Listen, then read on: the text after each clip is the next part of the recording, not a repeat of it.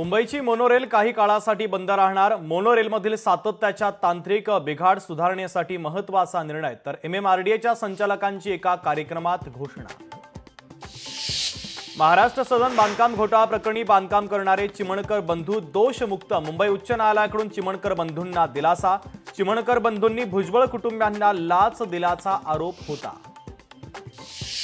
कल्याणमधील Kolsewadi police Thane राडा प्रकरणी आमदार गणपत गायकवाड यांच्यासह 5 जण निर्दोष। तर पुराव्याअभावी कल्याण कोर्टाकडून 5 जणांची निर्दोष मुक्तता।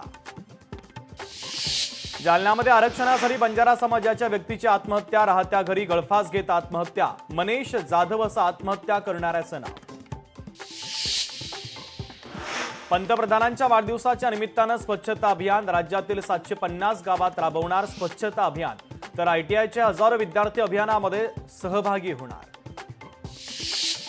अंबाबाई मंदिरामध्ये शारदीय नवरात्रोत्सवाची तयारी। देवस्थान समितीकडून पर्यटक आणि भाविकांसाठी मंडप उभारणी। स्वच्छता मोहिमेमुळे मूर्तीचं दर्शन उद्या दिवसभर बंद राहणार।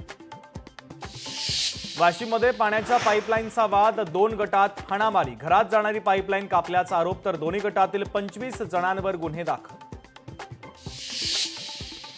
वाशिममध्ये पावसाचा हाहाकार। शेलू बाजारमधील बँकेमध्ये शिरलं पावसाचं पाणी। बँकेतील ग्राहक आणि कर्मचाऱ्यांची तारांबळ।